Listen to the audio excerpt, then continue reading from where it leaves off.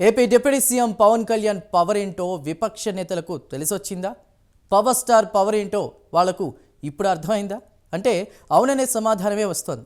YCP హయాంలో మంత్రులుగా పనిచేసిన కొందరు ఇటీవల పవన్ కళ్యాణ్ను ఇష్టం వచ్చినట్లు తిట్టారు. ఆ తర్వాత ఏపీలోని కూటమి ప్రభుత్వంలో పవన్ పవర్ ఏంటో తెలిసొచ్చిన తర్వాత అప్పుడు కామెంట్లు చేసిన వారంతా ఇప్పుడు నోటికి ప్లాస్టర్ వేసుకుంటున్నారట. ఇంతకీ ఆ నేతలెవరు? వారికి తెలిసొచ్చిన పవన్ పవర్ ఏంటి? Watch the story.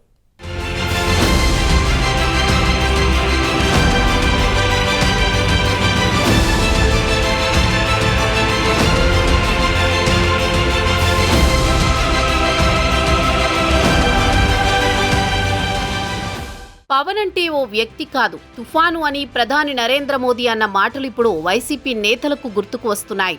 చిన్న గాలి తెమెర వలె మొదలైన ఆయన రాజకీయ ప్రస్థానం ఇప్పుడు ఏపీలో ఓ ప్రభంజనమే సృష్టిస్తోంది. ఓ పెను తుఫానుగా మారి వైసీపీ అరాచక ప్రభుత్వాన్ని కూకటి వేళ్లతో సహా కూల్చేసింది. రాజకీయ సునామీ అంటే ఏంటో పవన్ ని చూసిన తర్వాతే తెలిసింది వైసీపీకి. ये पवन नहीं आंधी है।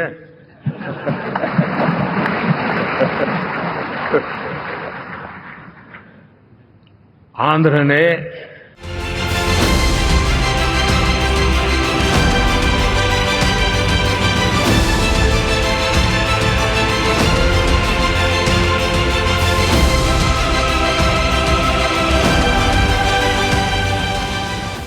AP deputy CM power star Pawan Kalyan అసలు సిసలైన పవరేంటో అన్నది వైసీపీలోని కొంతమంది నేతలకు తెలిసొచ్చింది.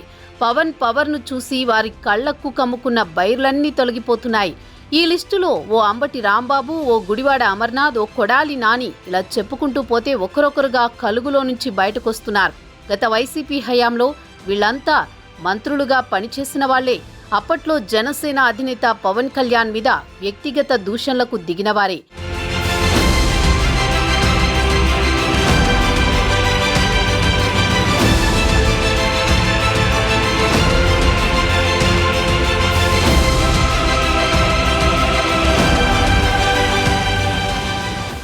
గతంలో పవన్ కళ్యాణ్ను ఇష్టం వచ్చినట్లు తిట్టిన నేతలంతా ఇప్పుడు తమ నోటికి ప్లాస్టర్ వేసుకున్నారట. అంతేకాదు, జనసేన అధినేత పవన్ కళ్యాణ్ సామాజిక వర్గానికి చెందిన నేతలు కూడా ఇప్పుడు లోలోపల ఆత్మవిమర్శ చేసుకుంటున్నారు. తాము గతంలో వ్యవహరించిన తీరుకి సిగ్గుపడుతున్నారట. ఇంట్లో వాళ్లు చెప్పినా ఆ మంచి మాటల్ని తాము వినలేదని నెత్తి నోరు బాదుకుంటున్నారట.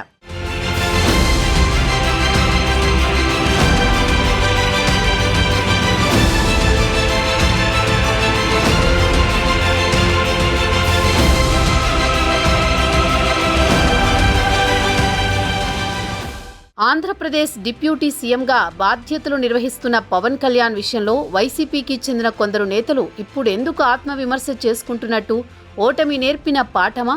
భవిష్యత్తు మీద భయమా? పవన్ కళ్యాణ్ వ్యక్తిగత జీవితం మీద విమర్శలు చేయొద్దు అంటూ గుడివాడ అమర్నాథ్కి స్వయంగా ఆయన తల్లిగారే హితబోధ చేశారట.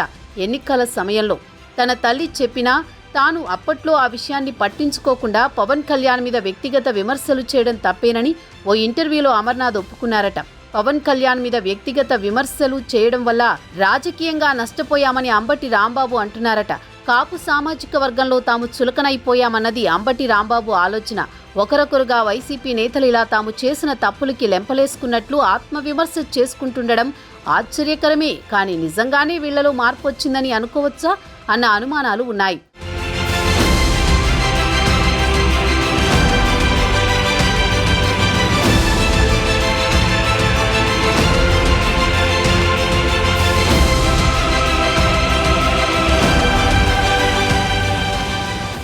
వైసీపీ నేతల ఆలోచన అలా ఉంటే మరోవైపు పవన్ కళ్యాణ్ కూటమి సర్కారులో డిప్యూటీ సీఎంగా మరింత పవర్ఫుల్ లీడర్గా నిలదొక్కుంటున్నారు.